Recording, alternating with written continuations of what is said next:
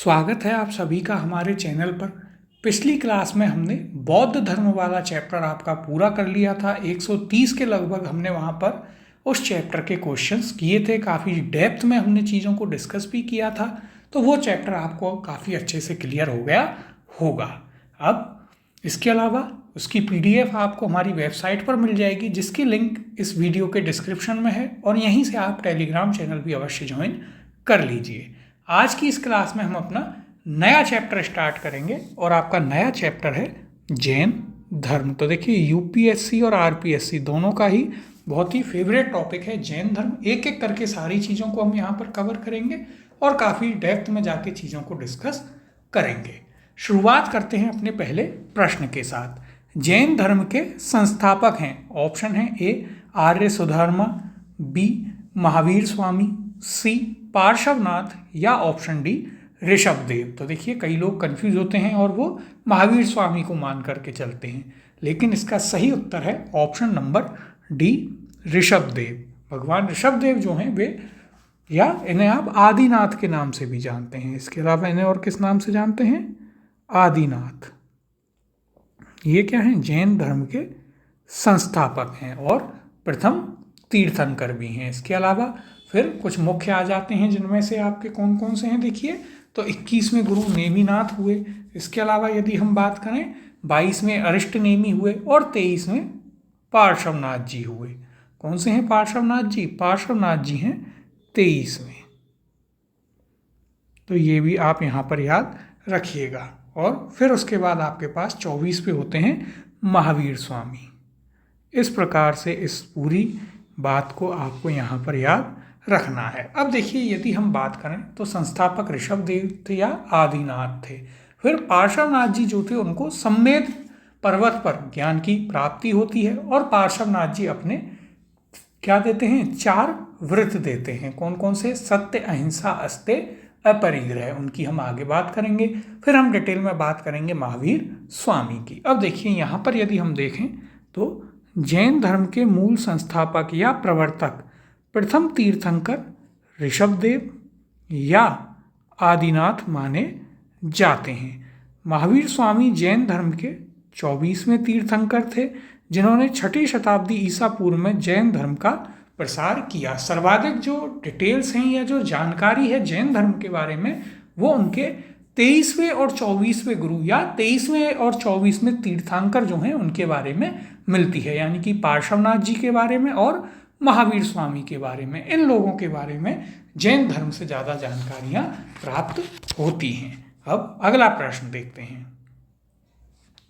जैन धर्म के प्रथम तीर्थंकर कौन थे? ऑप्शन है आपके पास A Parshvanath ji, B Rishabhdev ji, C Mahavir Swami, या ऑप्शन D चेतक, या फिर ऑप्शन नंबर E त्रिशाल। सही उत्तर है इसका ऑप्शन नंबर B ऋषभदेव या आदिनाथ जिन्हें कहा जाता है, वे जैन धर्म के प्रथम तीर्थंकर थे या इसके संस्थापक थे।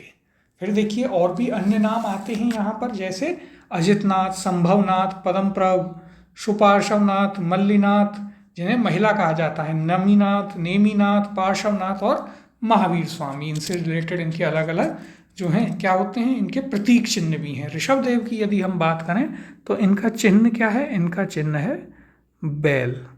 क्या है इनका चिन्ह? बैल।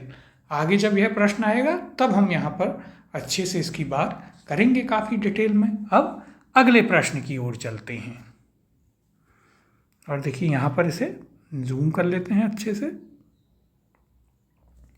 जैन तीर्थंकर पार्श्वनाथ निम्नलिखित स्थानों में से मुख्यतः किससे संबंधित थे? ऑप्शन है आपके पास A Varanasi, B Kaushambi, C Giribraj, या ऑप्शन नंबर D चंपा। सही उत्तर है इसका ऑप्शन नंबर A वाराणसी। कहाँ से संबंधित थे? वाराणसी से। इनका पार्श्वनाथ जी का जन्म जो था वह कहाँ हुआ था? वाराणसी में हुआ था। भगवान पार्श्वनाथ जी 23वें तीर्थंकर थे जैन धर्म के। अब हम इनके बारे में यदि बात करें तो देखिए, इनके पिता कौन थे उनकी बात कर लेते हैं। तो पार्श्वनाथ जी के जो पिता थे उनका नाम था अश्वसेन। क्या नाम था? अश्वसेन। और ये काशी के राजा थे। कौन थे? अश्वसेन और ये क्या थे? ये थे काशी के राजा। तो देखिए एक फैक्ट ये भी आप याद रखिए। इसके अलावा और पार्श्वनाथ जी के बारे में यदि हम बात करें तो इनकी माता का नाम क्या था? तो देखिए इनकी माता का नाम था वामा। क्या नाम था? वामा। इसके अलावा इन्होंने अपने 4 व्रत दिए। कौन कौन से थे इनके 4 व्रत? देखते हैं। देखिए इनके 4 व्रतों में क्या क्या था? पहला था इसमें सत्य, दूसरा अहिंसा,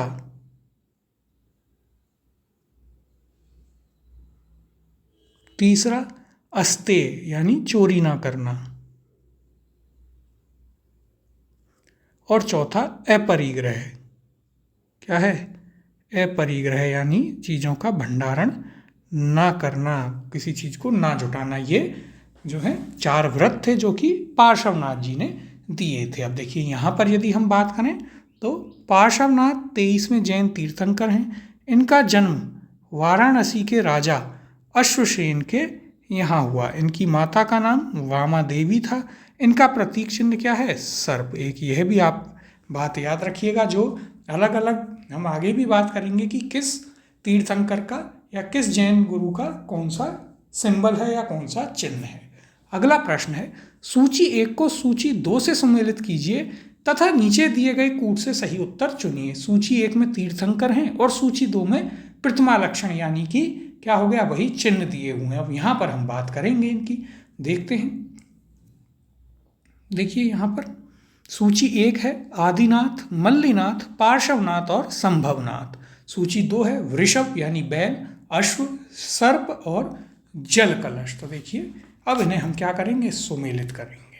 सबसे पहले आपको किसका नाम दिया है? आदिनाथ यानी ऋषभ देव। तो ऋषभ देव का जो प्रतीक चिन्ह था वह क्या था? वह था बैल यानी वृषभ हो गया। क्या हो गया? वृषभ हो गया, यानी ए आपका 1 से मैच हो जाएगा। फिर है अगला मल्लीनाथ। मल्लीनाथ जी का जो चिन्ह है वो क्या है? वो है जल कलश। तो बी आपका 4 से मैच होगा।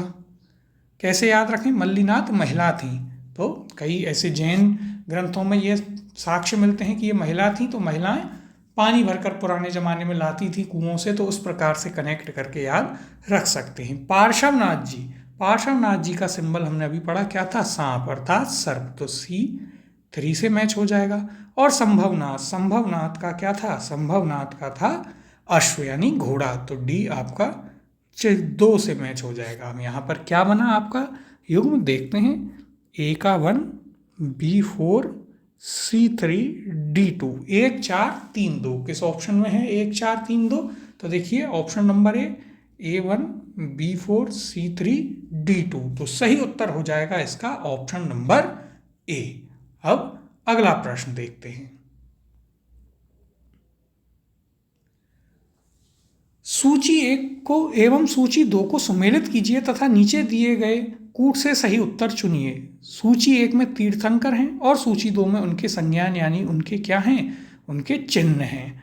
तो देखिए क्या क्या है सूची 1 में? पार्श्वनाथ, आदिनाथ, महावीर और शांतिनाथ। सूची 2 में है वृषभ, सिंह, सर्प और हिरण। तो इन्हें एक एक करके सुमेलित करते हैं। पार्श्वनाथ का अभी हमने आपको बताया क्या था? सर्प। तो ए आपका 3 से मैच होगा। फिर देखिए आदिनाथ यानी कि ऋषभनाथ जी, ऋषभ देव जी, उनका किससे होगा? उनका सुमेलित होगा वृषभ से, यानी बी का 1 हो जाएगा। फिर महावीर स्वामी, महावीर स्वामी का क्या था? महावीर स्वामी का था सिंह यानी शेर। तो सी 2 से हो जाएगा। और शांतिनाथ जी हो जाएंगे हिरण से, डी 4। तो देखिए यहाँ पर अब हम आगे विकल्प देखते हैं क्या क्या कूट दिए गए हैं। और ये देखिए आपसे RAS प्रीलिम्स में पूछा जा चुका है। तो हमारा युग्म क्या बना था? हमारा युग्म बना था क्या? 3, फिर 1, 2 और 4। किस ऑप्शन में मिलता है देखिए? तो देखिए ऑप्शन नंबर डी में A3, B1, C2, D4। Option number D इसका सही उत्तर होगा। तो आपको यहाँ से इनके कौन से तीर्थंकर का प्रतीक चिन्ह कौन सा जानवर है कौन सी वस्तु है, वह आपको यहाँ से स्पष्ट हुआ होगा, समझ में आया होगा। इंपॉर्टेंट फैक्ट है, यहाँ से इसी प्रकार के सीधे सीधे प्रश्न बनते हैं। अब अगले प्रश्न की ओर चलते हैं। निम्नलिखित में से कौन सा एक युग्म सही सुमेलित नहीं है? एक तरफ तीर्थंकर हैं और दूसरी तरफ निर्वाण स्थल यानी ज्ञान प्राप्ति का स्थल बताना है।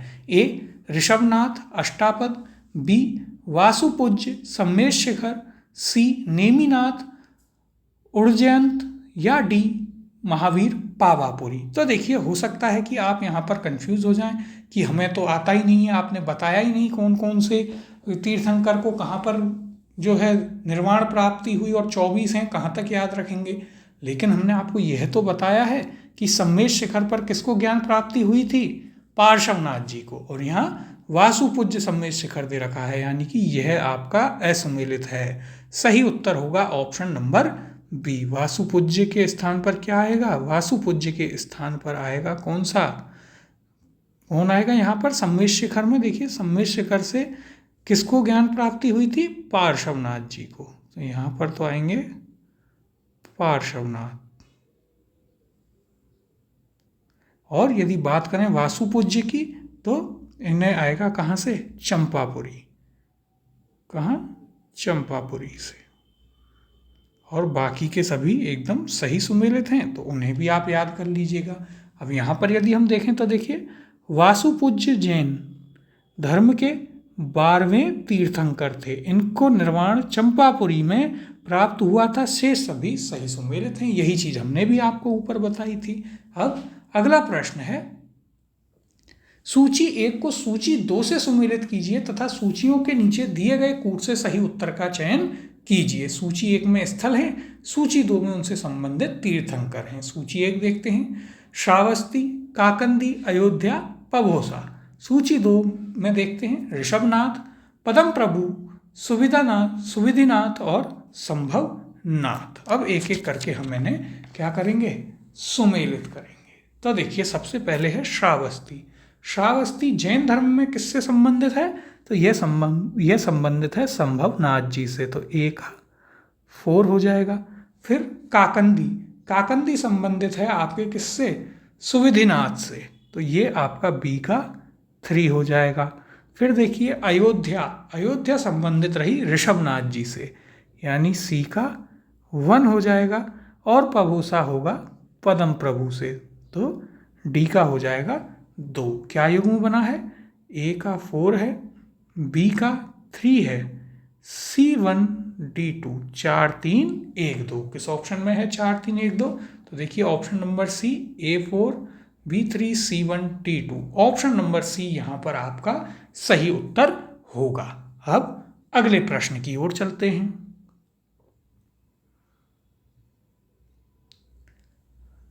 निम्नलिखित तीर्थंकरों पर विचार कीजिए तथा उनको सही कालक्रम अनुसार व्यवस्थित कीजिए। पहला अभिनंदन, दूसरा विमलनाथ, तीसरा मुनि सुब्रतनाथ और चौथा पदम प्रभु। तो देखिए, ये आपके लिए एक इम्पॉर्टेंट क्वेश्चन है। अब इसमें सारे ही ऐसे दे दिए हैं जहां आपने नाम ही नहीं सुने होंगे इन जैन तीर्थंकरों के। आगे देखिए प्रश्न क्या कह रहा है, नीचे दिए गए कूट से सही उत्तर का चयन कीजिए। इन्हें आपको एक एक करके बताना है कि कौन सा किस उस पर आता है, किस स्थान पर कौन से आते हैं। तो देखिए यहाँ पर अब हम एक एक करके इन्हें रखते हैं। तो देखिए सबसे पहले दे रखे हैं आपको कौन? अभिनंदन। कौन दे रखे हैं? अभिनंदन। तो ये हैं आपके जो पहले पर आएंगे इनमें से। फिर है विमलनाथ, मुंसब्रनाथ और पदम्बनाथ। फिर देखिए दूसरे पर इनमें से आएंगे कौन? पदम प्रभु। तो ये 2 पर।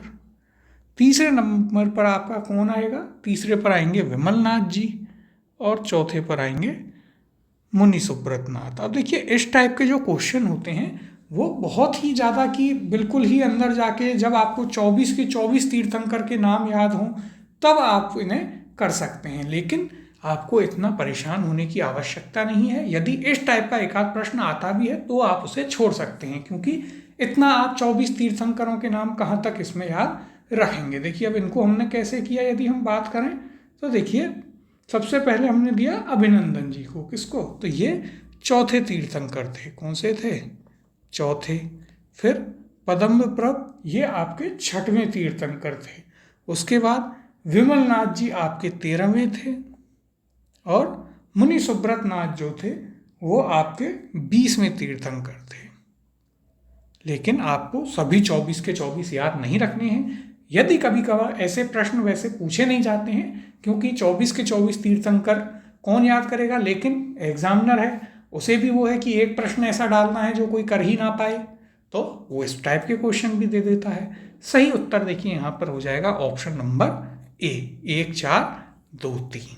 अब देखिए यहाँ पर आपको सभी 24 के 24 तीर्थंकरों के नाम दिए हुए हैं, लेकिन ये हमें याद नहीं करने हैं। कभी कभार ऐसे क्वेश्चन भी आपको मिलेंगे जिन्हें आप यदि एग्जाम में छोड़ दें तो ही बेहतर होगा, जिससे कि यदि आप उसे अटेम्प्ट करेंगे तो गलत होने के चांसेस ज़्यादा हैं। वहाँ पर आप अपने इस प्रश्न में तो नेगेटिव कराएंगे ही, और इसके अलावा जो सही हुआ होगा उसमें से भी नंबर कट जाएंगे नेगेटिव होने पर, तो आपका दोहरा नुकसान होगा। तो इस प्रकार के प्रश्नों को आप वहाँ पर ना छेड़ें। अगला प्रश्न देखते हैं।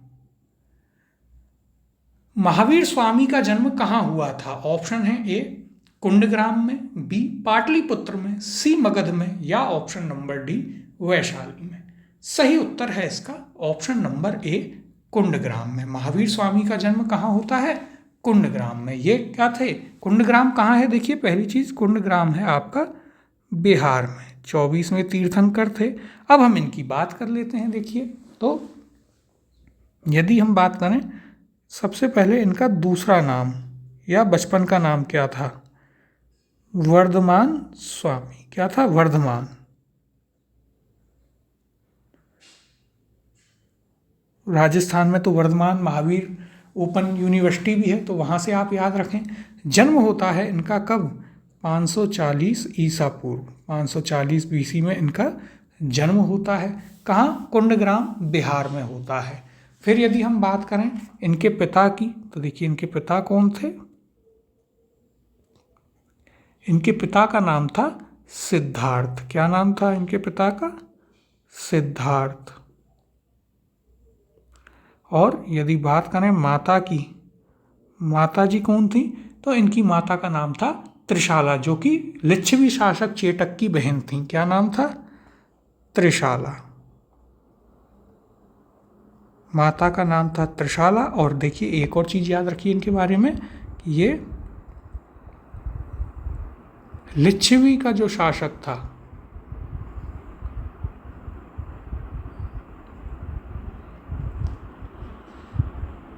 लिच्छवी शासक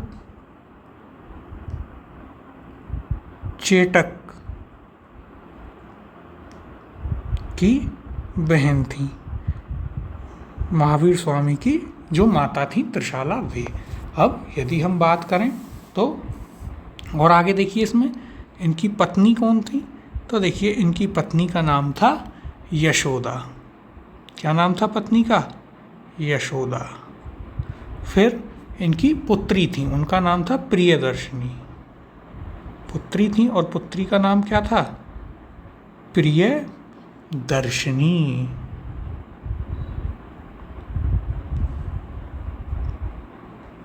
और इनके भाई थे, उनका नाम क्या था? तो देखिए इनके भाई का नाम भी आपको याद रखना है, क्योंकि उन्हीं की आज्ञा लेकर इन्होंने गृह त्याग किया था।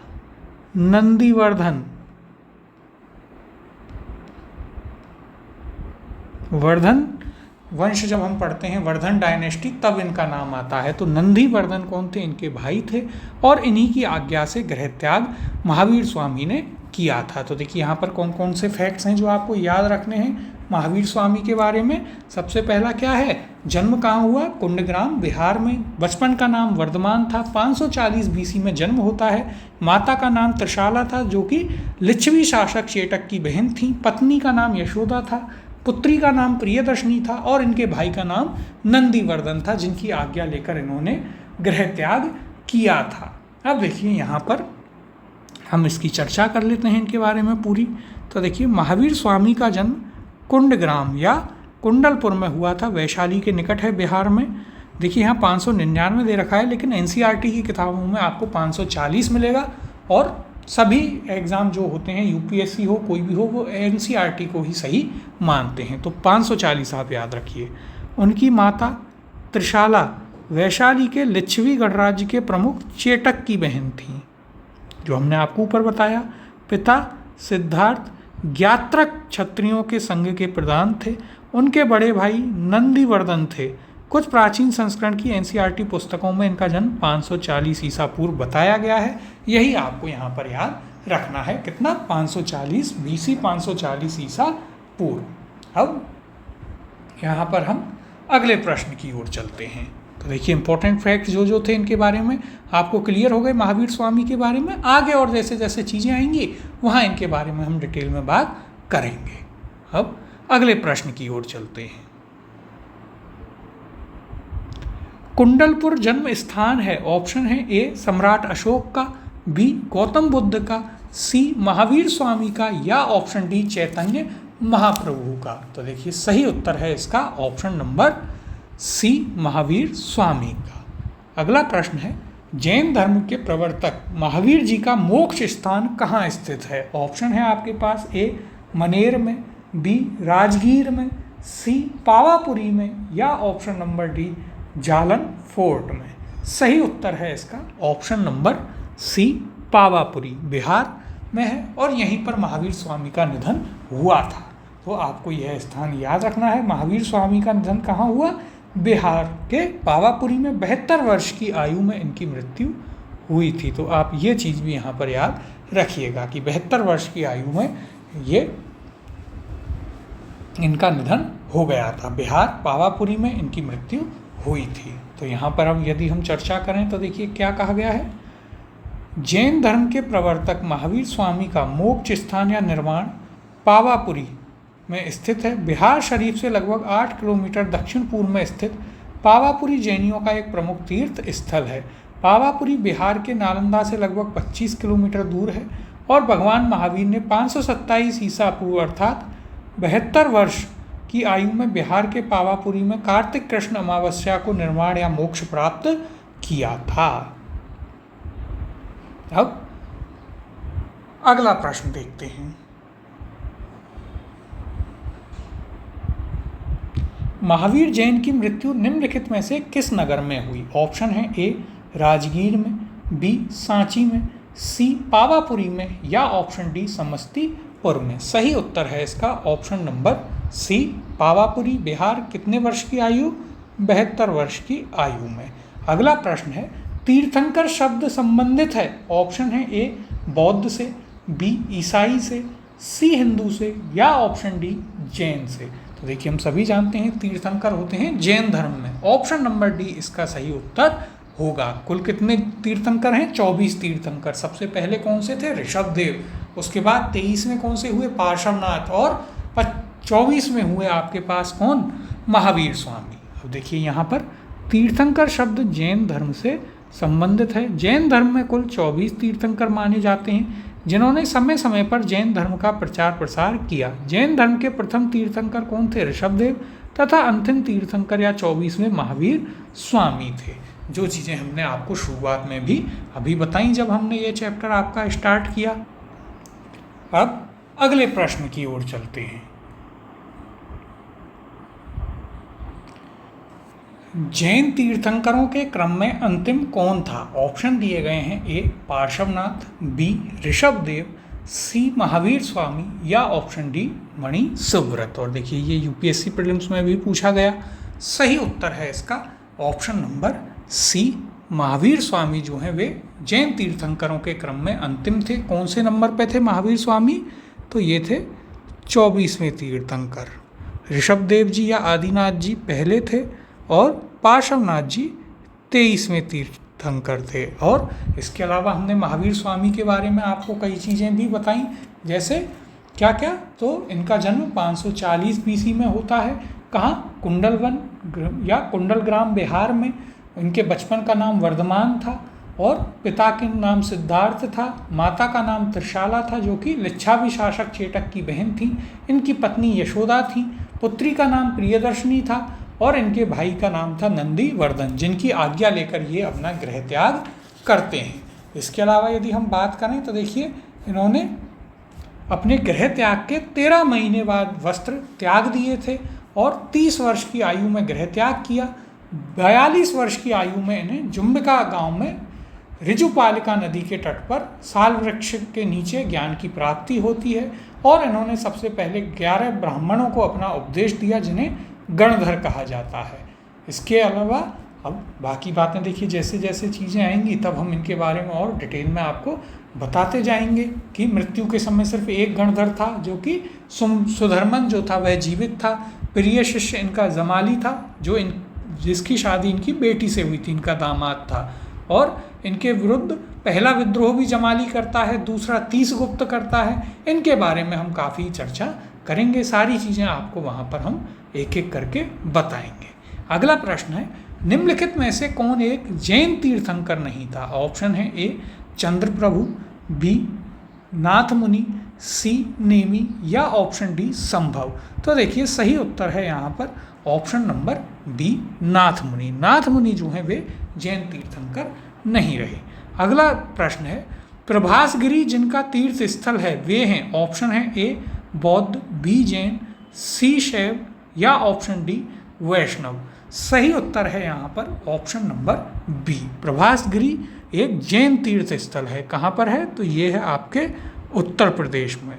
अब देखिए यहाँ पर यदि हम बात करें, प्रभासगिरी उत्तर प्रदेश के कौशाम्बी में स्थित है। कहाँ पर है? उत्तर प्रदेश के कौशाम्बी में स्थित एक जैन तीर्थ स्थल है। कौशाम्बी का प्रभासगिरी स्थल 6वें जैन तीर्थंकर पद्मप्रभ से संबंधित है। किससे? 6वें जैन तीर्थंकर जो हुए थे पद्मप्रभ जी, उनसे संबंधित है। कौन? प्रभासगिरी स्थल, जो कि कहाँ पर स्थित है? यूपी के कौशाम्बी में स्थित है। अब अगला प्रश्न देखते हैं।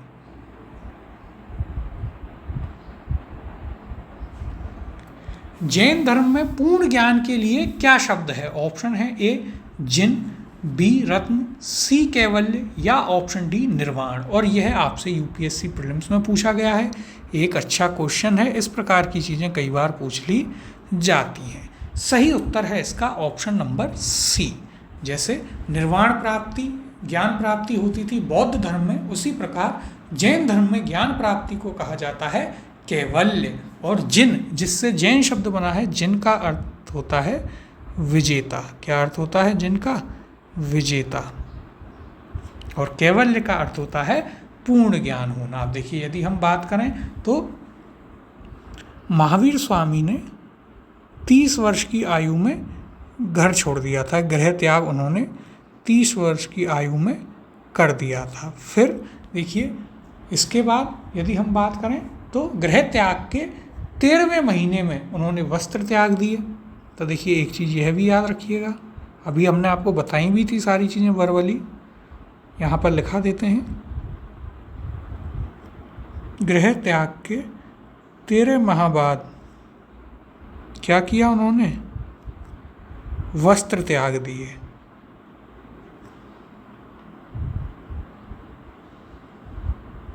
देखिए उससे पहले ही, जब घर त्याग नहीं किया था उससे पहले ही महावीर स्वामी जो है एक ज्ञान प्राप्ति में लगे हुए थे। वे हमेशा घर में अपने समाज में जहाँ भी बैठते एकदम चिंतित मुद्रा में, दुखी कोई भी आता उससे प्रश्न ही प्रश्न पूछते। तो रिश्तेदार भी आते तो वो कहते अरे उधर मत जाना, वो बैठा हुआ है, कुछ ऐसी बातें करेगा कि डिप्रेशन में चल जाओगे।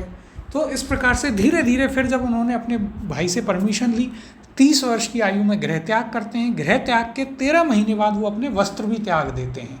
फिर उन्हें देखिए 12 वर्षों तक उन्होंने तपस्या की। तपस्या कितने वर्षों तक की? देखिए तपस्या करते हैं ये 12 वर्षों तक। और 12 वर्षों की जब ये तपस्या कर लेते हैं, कठोर तपस्या करते हैं, उसके बाद इन्हें ऋजुपालिका नदी के तट पर, कहाँ? तो देखिए जुम्बिका गांव, दोनों चीज़ें याद रखनी है। स्थान कहाँ है? जुम्बिका। जुम्बिका में नदी कौन सी है? तो नदी है आपकी ऋजुपालिका नदी।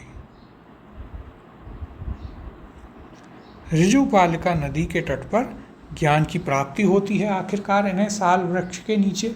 और सर्वप्रथम 11 ब्राह्मणों को ये अपने उपदेश देते हैं। भगवान बुद्ध ने 5 ब्राह्मणों को दिए और महावीर स्वामी देते हैं किनको? 11 ब्राह्मणों को, जिन्हें आप क्या कहते हैं? गणधर कहते हैं। तो देखिए ये सभी कुछ फैक्ट्स हैं जो आपको यहाँ पर याद रखने हैं। अब यहाँ पर यदि हम बात करें क्या कहा गया है, तो देखिए जैन धर्म में पूर्ण ज्ञान के लिए कैवल्य शब्द का प्रयोग किया जाता है। महावीर स्वामी को 12 वर्षों की कठोर तपस्या तथा साधना के पश्चात जम्बिका ग्राम के समीप ऋजुपालिका नदी के तट पर एक साल वृक्ष के नीचे कैवल्य प्राप्त हुआ था फलतः, और इसीलिए उन्हें केवलिन के नाम से भी पुकारा जाता है। तो एक इम्पॉर्टेंट फैक्ट यह भी है आपके लिए। तो देखिए यहाँ पर काफ़ी सारी चीज़ें हो गई फैक्चुअल आपके लिए। क्या क्या? तो 30 वर्ष की आयु में गृह त्याग करते हैं, गृह त्याग के 13 महीने बाद वस्त्र त्याग कर देते हैं। कई बार यह भी पूछा जाता है, और यह जानकारी कहाँ से मिलती है कि 13 माह बाद वस्त्र त्याग करते हैं? जो भद्रबाहु ने अपना एक ग्रंथ लिखा है कल्पसूत्र, वह उसके अनुसार यह जानकारी मिलती है। इसके बाद फिर यदि हम बात करें तो इन्हें जुम्बिका गांव में ऋजुपालिका नदी के तट पर 12 वर्षों की कठोर तपस्या के बाद में कैवल्य यानी ज्ञान प्राप्ति होती है। तो ये सभी फैक्ट्स आप याद रखिएगा, और इसीलिए इन्हें केवलिन कहा जाता है। अगला प्रश्न है, महावीर स्वामी को किस नदी के तट पर ज्ञानोदय प्राप्त हुआ? ऑप्शन है ए स्वर्णसिक्ता, बी पलाशिनी, सी गंगा, या ऑप्शन डी ऋजुपालिका। सही उत्तर है इसका ऑप्शन नंबर डी ऋजुपालिका नदी के तट पर। ये बात हमने अभी आपको बताई ही थी यहाँ पर। अगला प्रश्न है, अगला प्रश्न देखते हैं क्या है। त्रिरत्न सिद्धांत सम्यक धारण, सम्यक चरित्र एवं सम्यक ज्ञान जिस धर्म की महिमा है वह है? ऑप्शन है ए बौद्ध धर्म, बी ईसाई धर्म, आगे देखते हैं क्या ऑप्शन दिए गए हैं यहाँ पर हमें, सी जैन धर्म, या ऑप्शन नंबर डी इनमें से कोई नहीं। तो देखिए यहाँ पर क्या पूछा है, त्रिरत्न सिद्धांत सम्यक धारण, सम्यक चरित्र एवं सम्यक ज्ञान किस धर्म से संबंधित हैं? सही उत्तर है इसका ऑप्शन नंबर सी जैन धर्म से। जैन धर्म के जब यदि हम बात करते हैं जैन धर्म के दर्शन की, या जैन दर्शन अर्थात उनके वेदों की, या माफ़ कीजिएगा वेद की जगह उनके ग्रंथों की क्या क्या है, उसमें त्रिरत्न आता है। त्रिरत्न में शामिल हैं सम्यक ज्ञान, सम्यक दर्शन और सम्यक चरित्र अर्थात सम्यक आचरण। ये सभी चीज़ें उसमें शामिल हैं। तो देखिए इसका सही उत्तर था ऑप्शन नंबर ए जैन धर्म। उसमें फिर देखिए काफ़ी चीज़ें आती हैं कैवल्य में। कैवल्य में क्या है? कैवल्य का अर्थ होता है ज्ञान के अलग अलग प्रकार दिए हैं, और महावीर स्वामी ने 5वां व्रत दिया ब्रह्मचर्य। फिर भगवान महावीर ने 2 भागों में इन सभी व्रतों को बांटा, अणुव्रत और महाव्रत। अणुव्रत गृहस्थों के लिए, महाव्रत मुनियों के लिए। फिर उन्होंने ज्ञान के अलग अलग प्रकार बताए, जैसे मति है तो इंद्रिय जनित ज्ञान होता है, श्रुति है सुनकर होने वाला ज्ञान, अवधि दूर देश का ज्ञान, मनः पर्याय मन की बात जान लेना, कैवल्य अंतिम और संपूर्ण ज्ञान। तो यह चीज़ भी आप याद रखिएगा, आपसे कई बार पूछ ली जाती है। फिर अलग अलग उन्होंने बात कही कि जीव का अर्थ होता है चेतन तत्व या आत्मा, पुद्गल यानी जड़ तत्व, बंधन, आश्रव, संवर, निर्जरा, मोक्ष, मुक्ति, इस प्रकार की बातें कहीं। और फिर सम्यक त्रिरत्न का कंसेप्ट दिया, जिसमें सम्यक ज्ञान, सम्यक दर्शन और सम्यक आचरण आते हैं। और 8 सम्यक कहाँ आते हैं? भगवान बुद्ध के अष्टांगिक मार्ग में। अब यहाँ पर हम बात कर लेते हैं। देखिए जैन धर्म में मोक्ष के लिए 3 आवश्यक साधन बताए गए हैं। कौन कौन से? सम्यक धारण यानी सम्यक दर्शन, सम्यक चरित्र एवं सम्यक ज्ञान। इन तीनों को जैन धर्म में त्रिरत्न की संज्ञा दी गई है। अगला प्रश्न की ओर चलते हैं। त्रिरत्न या 3 रत्न जैसे सटीक ज्ञान, सच्ची आस्था और सटीक क्रिया निम्न में से किससे संबंधित है? ऑप्शन है ए बौद्ध धर्म, बी हिंदू धर्म, सी जैन धर्म, या ऑप्शन डी ईसाई धर्म। तो देखिए सही उत्तर है इसका ऑप्शन नंबर सी जैन धर्म। अब अगला प्रश्न है, कौन सा दर्शन त्रिरत्न को मानता है? ऑप्शन है ए बौद्ध दर्शन, बी न्याय दर्शन, सी योग दर्शन, और ऑप्शन डी जैन दर्शन। ऑप्शन ई भी दिया गया है यहाँ पर, इनमें से कोई नहीं। तो देखिए यहाँ पर बात की गई है त्रिरत्न की। तो देखिए ये क्वेश्चन थोड़ा यहाँ पर कंफ्यूजिंग है, क्योंकि इसे आप डिलीटेड ही मानिएगा, क्योंकि त्रिरत्न आपको बौद्ध दर्शन में भी मिलते हैं और जैन दर्शन में भी। यदि सम्यक त्रिरत्न की बात करता, त्रिरत्न सिद्धांत जिसमें बताता सम्यक धारण, सम्यक चरित्र, सम्यक ज्ञान, तो ये जैन धर्म का होता। लेकिन हम पढ़कर आए हैं बौद्ध धर्म में कि बुद्ध, धम्म, संघ वे क्या हैं, बौद्ध धर्म के या बौद्ध दर्शन के त्रिरत्न माने जाते हैं। तो ये दोनों में आपको अंतर यहाँ पर पता होना चाहिए। तो देखिए डिलीटेड क्वेश्चन मानते हैं, ए और डी दोनों ही इसके उत्तर होंगे। क्यों? तो देखिए यहाँ पर यदि हम बात करें बौद्ध दर्शन त्रिरत्न की, बौद्ध त्रिरत्न में क्या क्या आते हैं हमने आपको पिछले ही चैप्टर में कराया है, तो आपको ये वैसे भी आना चाहिए, लेकिन फिर भी हम यहाँ पर आपको एक बार पुनः इसे बता देते हैं। कौन कौन सी चीज़ें आती हैं? बुद्ध, धम्म और संघ। क्या क्या आता है? बुद्ध आता है, धम्म आता है और संघ आता है। जैन दर्शन में अभी हमने बात की ही थी, क्या क्या आते हैं? सम्यक ज्ञान, सम्यक चरित्र और सम्यक दर्शन। अब यहाँ पर हम इसकी चर्चा कर लेते हैं। देखिए यहाँ क्या कहा गया, देखिए जैन दर्शन में मोक्ष के लिए 3 साधन आवश्यक बताए गए हैं। जैसे कौन कौन है? सम्यक दर्शन, सम्यक ज्ञान एवं सम्यक चरित्र। इन तीनों को जैन धर्म में त्रिरत्न की संज्ञा दी गई है। बुद्ध, धम्म और संघ, देखिए वही बात यहाँ पर भी आ गई, बुद्ध, धम्म और संघ बौद्ध धर्म, बौद्ध दर्शन के त्रिरत्न माने जाते हैं। तो देखिए इसलिए क्वेश्चन आपका डिलीटेड है, क्योंकि त्रिरत्न की परिभाषा दोनों ही धर्मों में है और अलग अलग है। तो यहाँ पर स्पेसिफिक देना पड़ेगा उस त्रिरत्न का नाम कि यह किससे संबंधित है। अब अगला प्रश्न देखते हैं।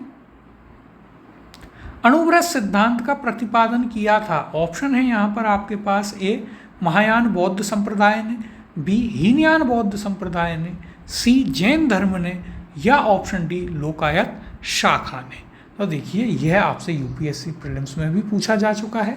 सही उत्तर है इसका ऑप्शन नंबर सी, जैन धर्म ने। अणुव्रत सिद्धांत किसके द्वारा दिया गया था?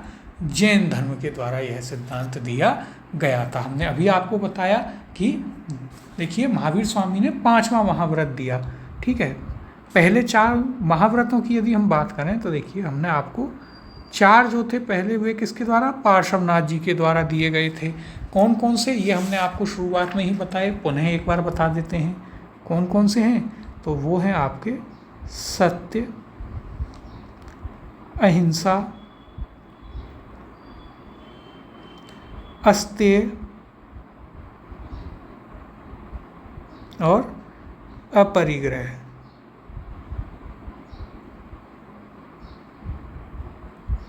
ये 4 किसके द्वारा? तो ये पार्श्वनाथ जी के द्वारा। फिर 5वां जो महाव्रत था वो किसके द्वारा दिया गया? वो आपको महावीर स्वामी के द्वारा दिया गया। वह क्या था? 5वां था ब्रह्मचर्य। क्या था? ब्रह्मचर्य। ये किसने दिया? महावीर स्वामी ने। और इन्हीं महावीर स्वामी ने इन सभी महाव्रतों को 2 भाग में बांट दिया। कौन कौन से 2 भाग थे? तो देखिए एक था अणुव्रत। वर्बली अभी थोड़ी देर पहले भी हमने यह आपको बताया था, अणुव्रत और महाव्रत। अणुव्रत किसके लिए? गृहस्थ जो लोग थे उनके लिए क्या था? अणुव्रत था, गृहस्थ लोगों के लिए। और महाव्रत किसके लिए था? जैन मुनियों के लिए होता था। तो ये आपको यहाँ पर सिद्धांत देखने को मिलता है किसका?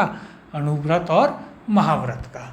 तो ये आपको याद रखना है। देखिए यहाँ पर हम लिख लेते हैं, जैन धर्म में क्या है? 5 व्रत हैं। कितने व्रत हैं जैन धर्म में? 5। कौन कौन से? सत्य, अहिंसा, अस्तेय, अपरिग्रह, ये पार्श्वनाथ जी ने दिए। ब्रह्मचर्य का जो सिद्धांत है या 5वां व्रत है वो महावीर स्वामी ने दिया। और फिर महावीर स्वामी ने इन सभी जो भी आपके 5 व्रत हैं इनको 2 भागों में बांट दिया। कौन कौन से? अणुव्रत यानी गृहस्थ और महाव्रत यानी कि मुनियों के लिए जो था। अब यहाँ पर हम इसकी चर्चा कर लेते हैं। यहाँ क्या कहा गया है? देखिए जैन धर्म में 5 महाव्रत हैं। कौन कौन से? अहिंसा, सत्य, ब्रह्मचर्य, अस्तेय एवं अपरिग्रह है, जो हमने आपको ऊपर बताया। जैन धर्म में गृहस्थों के लिए 5 महाव्रत अणुव्रत के रूप में विहव्रत हुआ है, क्योंकि संसार में रहते हुए इन महाव्रतों का पूर्णतः पालन करना संभव नहीं, इसलिए आंशिक रूप से इन अणुव्रत के पालन हेतु कहा गया है। ये 5 अणुव्रत और कौन कौन से हैं इसमें? अहिंसाणुव्रत, सत्याणुव्रत, अस्तेयाणुव्रत, ब्रह्मचार्याणुव्रत और अपरिग्रहाणुव्रत। देखिए बात वही है, लेकिन इनको कह दिया जो गृहस्थ के लिए हैं, जो गृहस्थ लोग वो इन्हें करेंगे तो ये अणुव्रत हैं, और यदि मुनि या महात्मा इन्हें करेंगे तो ये क्या हैं? तो ये महाव्रत हो जाएंगे। बस इतनी सी ही बात है जो आपको यहाँ पर समझनी है और उसे अच्छे से यहाँ पर याद भी आपको रखना है। अब अगले प्रश्न की ओर चलते हैं। स्यादवाद सिद्धांत है, ऑप्शन है ए लोकायत धर्म का, बी शैव धर्म का, सी जैन धर्म का, या ऑप्शन नंबर डी वैष्णव धर्म का। तो देखिए यह भी आपके लिए एक इम्पोर्टेंट क्वेश्चन है, प्रीलिम्स मेंस दोनों के हिसाब से ही सही उत्तर है इसका ऑप्शन नंबर सी। स्यादवाद का सिद्धांत जैन धर्म से संबंधित है। यह जैन दर्शन का कैसा है? मीमांसीय सिद्धांत है। देखिए पहली चीज यहाँ पर लिख लीजिए, कैसा है? मीमांसीय सिद्धांत है जैन धर्म का या जैन दर्शन का। अब यदि हम बात करें तो जैन दर्शन के अनुसार क्या है? इस जगत में अनेक वस्तुएं हैं एवं प्रत्येक वस्तु के क्या हैं? अनेक गुण हैं। तो यहाँ पर आपको इसमें सबसे पहले क्या याद रखना है? स्यादवाद के सिद्धांत में अनेक वस्तुएं और अनेक वस्तुओं के, हर वस्तु के अनेक गुण। क्या कहता है ये? देखिए यह कहता है कि जगत में अनेक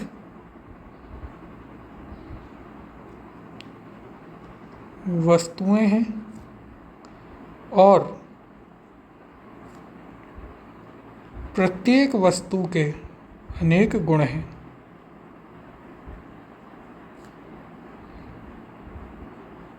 प्रत्येक वस्तु के क्या हैं? अनेक गुण हैं। ऐसा किसमें कहा गया है? स्यादवाद के सिद्धांत में। फिर देखिए आगे क्या है इसमें, और कहा गया कि हमारी बुद्धि ना तो जगत की सभी वस्तुओं को पहचान सकती है और ना ही एक वस्तु के सभी गुणों को पहचान सकती है। यह बुद्धि की सापेक्षता का भी सिद्धांत है।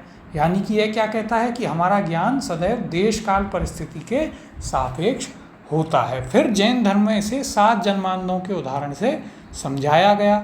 जैन धर्म हम जानते हैं कर्मफल पुनर्जन्म में विश्वास करता था और इसके अनुसार प्रत्येक वस्तु में क्या होती है?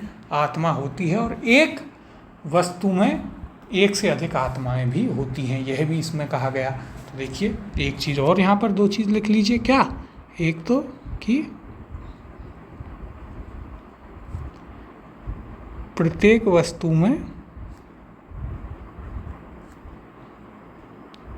आत्मा होती है और एक वस्तु में एक से अधिक आत्माएं हो सकती हैं। और क्या कहते थे ये कि एक वस्तु में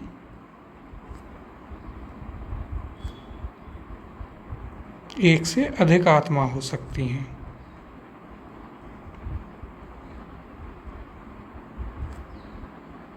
से अधिक आत्मा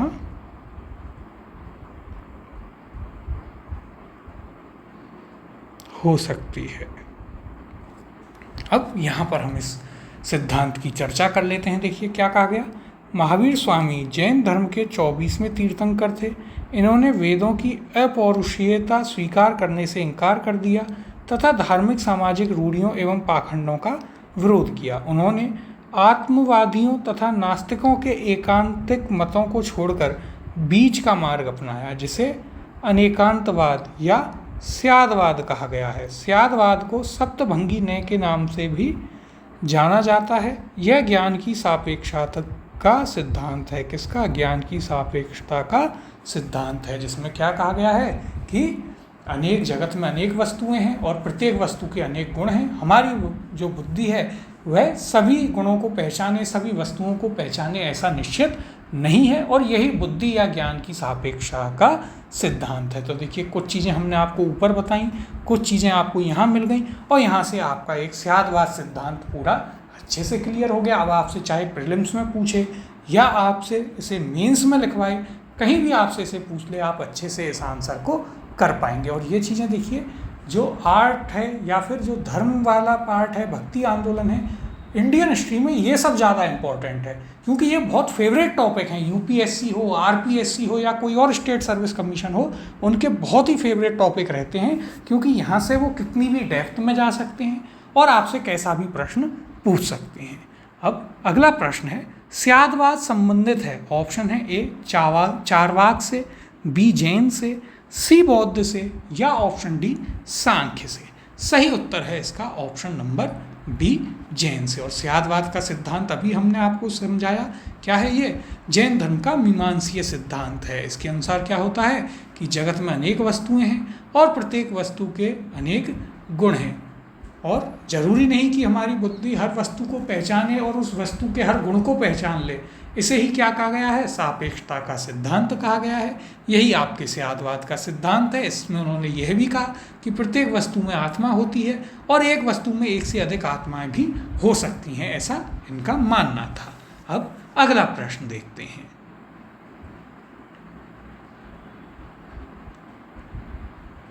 निम्नलिखित में से कौन कौन से सिद्धांत जैन धर्म से संबंधित हैं? पहला अनेकांतवाद, दूसरा सर्वस्तित्ववाद, तीसरा शून्यवाद और चौथा स्यादवाद। नीचे दिए गए कूट का उपयोग कर सही उत्तर को चुनिए।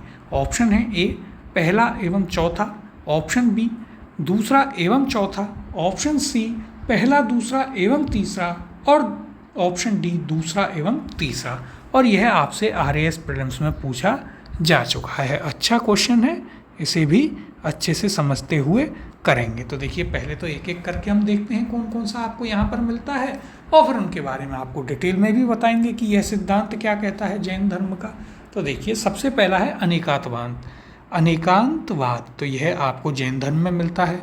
सर्वस्तित्ववाद तो ये तो बौद्ध धर्म का है, गलत हो गया। शून्यवाद यह भी बौद्ध धर्म का है। स्यादवाद यह भी जैन धर्म का है। देखिए तो ये दो किसके हैं? आप पढ़कर आए हैं इसे पिछले ही चैप्टर में।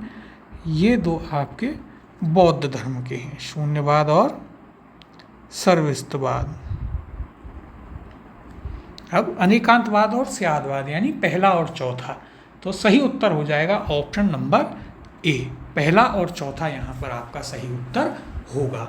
अब देखिए हम अनेकांतवाद की बात कर लेते हैं। अनेकांतवाद क्या है? देखिए हम आपको स्यादवाद तो ऊपर समझा चुके हैं, यहाँ पर हम बात करेंगे किसकी? अनेकांतवाद की।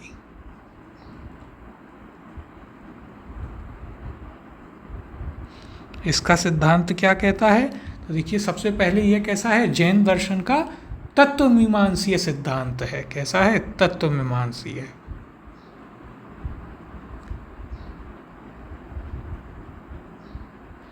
क्या है? तत्वमीमांसीय सिद्धांत।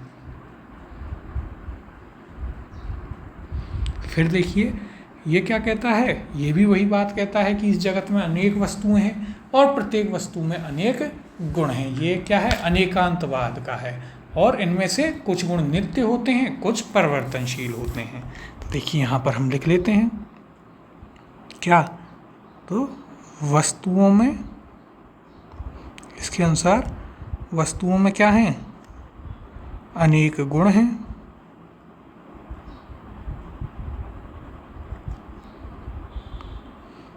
अनेक गुण होते हैं। कुछ उनमें परमानेंट होते हैं यानी कि कैसे होते हैं? नित्य। कुछ गुण नित्य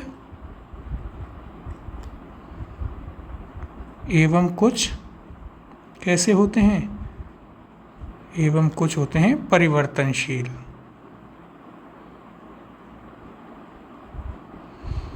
यही आपके अनेकांतवाद का सिद्धांत है। तो देखिए हम आपको स्यादवाद का सिद्धांत बता चुके हैं जो कि सापेक्षता का सिद्धांत है, और यहाँ अनेकांतवाद है जो कि तत्वमीमांसीय सिद्धांत है, और ये क्या कहता है कि हर वस्तु में अनेक गुण होते हैं, उनमें से कुछ गुण नित्य यानी कि एज इट इज़ रहते हैं, परमानेंट रहते हैं, और कुछ गुण परिवर्तनशील होते हैं। अब यहाँ पर हम चर्चा कर लेते हैं कि इन्होंने क्या कहा है। तो देखिए, अनेकांतवाद अथवा स्यादवाद जैन धर्म से संबंधित हैं। महावीर स्वामी ने आत्मवादियों तथा नास्तिकों के एकांतिक मतों को छोड़कर बीच का रास्ता अपनाया, जिसे अनेकांतवाद या स्यादवाद कहा गया है। स्यादवाद को सप्तभंगीनीय भी कहा जाता है। यह ज्ञान की सापेक्षता का सिद्धांत है। शून्यवाद बौद्ध धर्म का है, हमने आपको बताया ऊपर ही, और जिसके प्रवर्तक नागार्जुन थे, जबकि सर्वस्तिवाद बौद्ध दर्शन का एक संप्रदाय है जिसका मानना है कि तीनों काल में संसार की सभी वस्तुओं का अस्तित्व है। इसे वैभाषिक भी कहते हैं। ये हम आपको पिछले चैप्टर में बता चुके हैं, वहाँ पर काफ़ी डिटेल में सारी चीज़ें हमने डिस्कस की। तो यहाँ पर हम बौद्ध धर्म की चीज़ों को उतना डिस्कस नहीं करेंगे। जो जैन धर्म के दोनों सिद्धांत हैं आपको वे ज़रूर हमने अच्छे से एकदम बता दिए हैं। तो ये आपको काफ़ी अच्छे से समझ में यहाँ पर आ गए होंगे कि अनेकांतवाद का सिद्धांत क्या कहता है, स्यादवाद का सिद्धांत क्या कहता है। दोनों ही चीज़ें आपको अच्छे से एकदम समझ में आई होंगी। अब आपसे चाहे प्रीलिम्स में पूछ ले ऑप्शन में तो भी आप कर पाएंगे, चाहे आपसे मेंस में पूछ ले, लिखने के लिए दे दे, वहाँ भी आप इसका अच्छे से आंसर लिख पाएंगे। तो सभी प्रकार से आप इसे कर सकते हैं। अब अगला प्रश्न देखते हैं। जैन दर्शन के अनुसार सृष्टि की रचना एवं पालन पोषण, ऑप्शन है ए सार्वभौमिक विधान से हुआ, बी सार्वभौमिक सत्य से हुआ, सी सार्वभौमिक आस्था से हुआ है, या ऑप्शन डी सार्वभौमिक आत्मा से हुआ है। और ये आपसे यूपीएससी प्रीलिम्स में पूछा गया बहुत ही शानदार एक क्वेश्चन है, बहुत ही अच्छा क्वेश्चन है। उत्तर होगा इसका ऑप्शन नंबर ए सार्वभौमिक विधान से हुआ है। तो देखिए, जो जैन दर्शन है उसके अनुसार सृष्टि की रचना और सृष्टि का पालन पोषण किससे हुआ है, वो हुआ है सार्वभौमिक विधान से। इनके अनुसार क्या है कि जो समस्त विश्व के जीव हैं, अजीब हैं, जितने भी जो भी चीज़ें हैं उनसे ये सृष्टि बनी है। और इनका यदि हम बात करें कि इनका रचना या इनका पालन पोषण वह कैसे हुआ, तो वह हुआ है सार्वभौमिक विधान के द्वारा।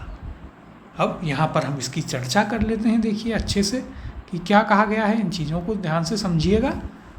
तो देखिए, जैन दर्शन के अनुसार समस्त विश्व जीव तथा अजीव नामक दो नित्य एवं स्वतंत्र तत्वों से मिलकर बना है।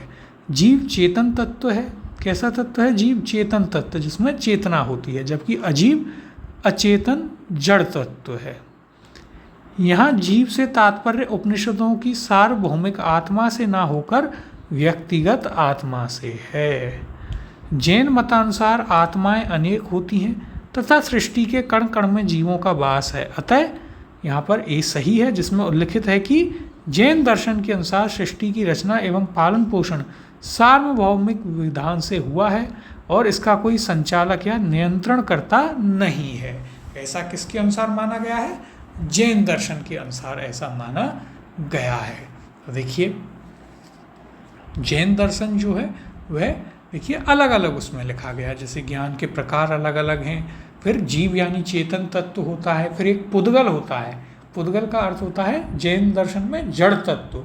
फिर बंधन होता है, यानी कर्म, जब कर्म पुद्गल जीव से चिपक जाते हैं तो जीव बंधन में पड़ जाता है। फिर आश्रव होता है कि कर्म जो है पुद्गलों का जीव की तरफ होने वाली प्रवाह है। संवर होता है, यानी जीव की तरफ होने वाला कर्म पुद्गलों के प्रवाह का रुक जाना। निर्जरा होता है जीव से चिपके हुए पुद्गलों का झड़ना या अलग होना। फिर मोक्ष या मुक्ति होती है, अंत में पुद्गल जीव इन सभी से झड़ जाता है और फिर उसे क्या मिलता है? उसे ज्ञान प्राप्ति होती है। तो देखिए, ये सभी चीज़ें जब हम सब्जेक्टिव क्लास करेंगे तो वहाँ पर काफ़ी अच्छे से समझेंगे, डिटेल में इन पर बात करेंगे कि कौन सी चीज़ क्या होती है, कहाँ आपको यह लिखा मिलता है, कौन सी संगति में इस पर बात हुई, वहाँ इन सभी चीज़ों पर बात की जाएगी। अब अगले प्रश्न की ओर चलते हैं। अनेकांतवाद निम्नलिखित में से किसका क्रोड़ सिद्धांत एवं दर्शन है? ऑप्शन है ए बौद्ध मत का, बी जैन मत का, सी सिख मत का, या ऑप्शन डी वैष्णव मत का। ये आपसे यूपीएससी प्रीलिम्स में पूछा जा चुका है। सही उत्तर है इसका ऑप्शन नंबर बी, जैन मत का। देखिए अनेकांतवाद का सिद्धांत हम आपको पहले ही समझा चुके हैं। अनेकांतवाद में क्या होता है ये हमने आपको काफ़ी अच्छे से बताया कि इसमें इनकी पहली बात इनका तत्वमीमांसीय सिद्धांत है और इसके अनुसार इस जगत में अनेक वस्तुएं हैं, प्रत्येक वस्तु में अनेक गुण हैं और उस वस्तुओं के जो गुण होते हैं उनमें से कुछ तो नित्य होते हैं, परमानेंट, कुछ परिवर्तनशील होते हैं, कुछ बदलते रहते हैं। ये हम आपको बता चुके हैं। इसके अलावा स्यादवाद का सिद्धांत भी हमने आपको काफ़ी अच्छे से समझाया है। अब देखिए यहाँ पर क्या कहा है, अनेकांतवाद जैन धर्म का क्रोध सिद्धांत एवं दर्शन है, इसे सप्तभंगी सिद्धांत भी कहते हैं। तो इसका दूसरा नाम भी आप यहाँ पर याद रखिएगा, क्या है, सप्तभंगिनीय सिद्धांत या सप्तभंगी सिद्धांत। अब अगला प्रश्न देखते हैं।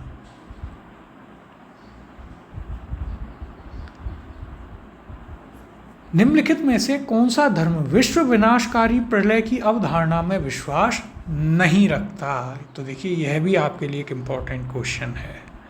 ऑप्शन है यहाँ पर ए बौद्ध धर्म, बी जैन धर्म, सी हिंदू धर्म या ऑप्शन डी इस्लाम। सही उत्तर है इसका ऑप्शन नंबर बी, जैन धर्म। जैन धर्म जो है वह आपके इस सिद्धांत को नहीं मानता कि अंत में जाकर पूरी सृष्टि का विनाश हो जाएगा, एक प्रलय आएगा। जैसे कि हम बात करते हैं कि हिंदू धर्म में हम क्या कहते हैं, कल की अवतार आएगा। कौन आएगा?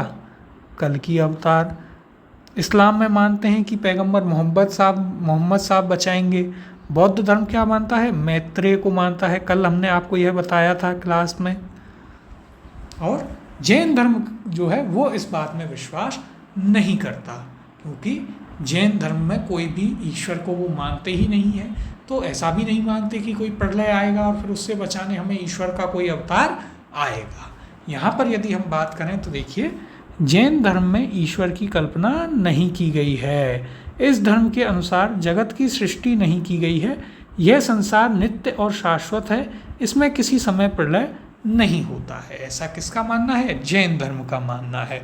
तो देखिए ये जो उनकी मान्यताएं हैं या जो वो कहते हैं अपने दर्शन में, अपने शास्त्रों में, यह भी आपको याद रखना होता है, क्योंकि आपसे इसी के ऊपर क्वेश्चन पूछे जाते हैं और यहीं पर आपको फंसा लिया जाता है। अगला प्रश्न है, जैन धर्म का आधारभूत बिंदु है। ऑप्शन है ए कर्म, बी निष्ठा, सी अहिंसा या ऑप्शन डी विराग। तो देखिए पूछा है कि जैन धर्म का बेसिक जो फंडामेंटल है वो क्या है।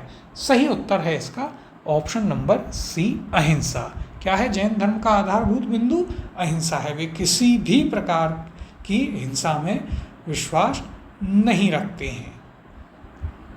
अब देखिए यहाँ पर यदि हम बात करें तो अहिंसा जो है वो जैन धर्म का आधारभूत बिंदु है।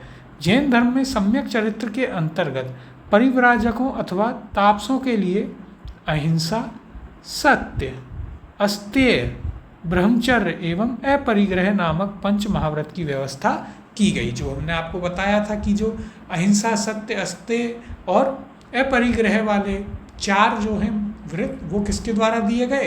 वो पार्श्वनाथ जी के द्वारा। 5वां व्रत जो है वो या महाव्रत किसके द्वारा दिया गया? वह दिया गया था आपको महावीर स्वामी के द्वारा, और इन्हें ही आप महाव्रत कहते हैं। इनमें से जो फंडामेंटल है जैन धर्म का या फिर आधारभूत बिंदु है वो है आपका अहिंसा। अब अगला प्रश्न देखते हैं, यापनीय किसका एक संप्रदाय था? ऑप्शन है ए बौद्ध धर्म का, बी जैन धर्म का, सी शैव धर्म का और ऑप्शन नंबर डी है यहाँ पर वैष्णव धर्म का। सही उत्तर है इसका ऑप्शन नंबर बी जैन धर्म का। तो देखिए इंपॉर्टेंट क्वेश्चन है, थोड़ा डीप से पूछा गया है। यापनीय संप्रदाय जो है वो जैन धर्म का था, और यदि हम बात करें तो यह यापनीय जो दिगंबर जैन संप्रदाय है उससे निकला है। किससे निकला है? दिगंबर जैन संप्रदाय से। तो देखिए हमने बात, यदि आपको यह चीज़ नहीं भी पता होगी तो जो प्रथम जैन संगीति हुई थी यानी फर्स्ट जैन काउंसिल जो हुई थी उसमें ही जैन धर्म 2 शाखाओं में बट गया था, दिगंबर और श्वेतांबर। दिगंबर वो थे जो भद्रबाहु के अनुयायी थे। देखिए दिगंबर की यदि हम बात करें तो ये किसके अनुयायी थे? ये भद्रबाहु के अनुयायी थे।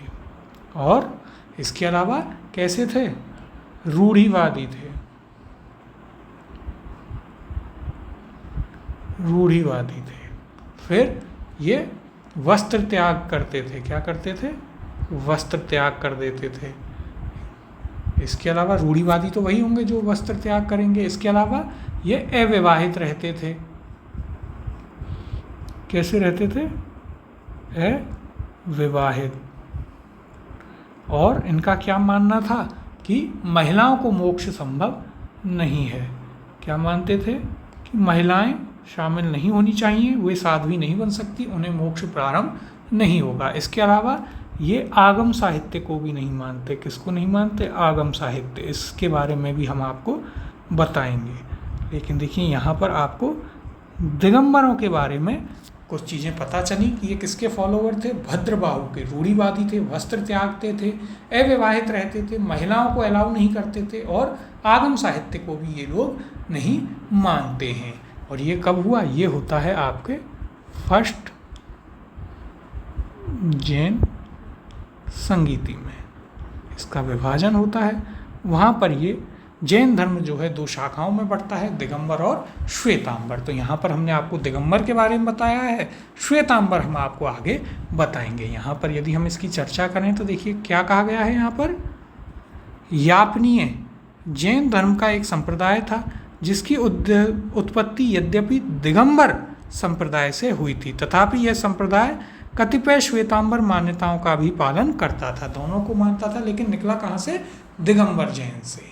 तो ये थे हमारे आज के प्रश्न। इससे आगे के जो प्रश्न हैं वो हम अगली क्लास में करेंगे और आपका जैन धर्म वाला टॉपिक भी पूरा कर लेंगे उसी के साथ ही। तब तक आप हमारी वेबसाइट को विजिट कीजिए, वहाँ पर क्विज़ेस की प्रैक्टिस कीजिए। मिलते हैं अगली क्लास में आगे के प्रश्नों के साथ।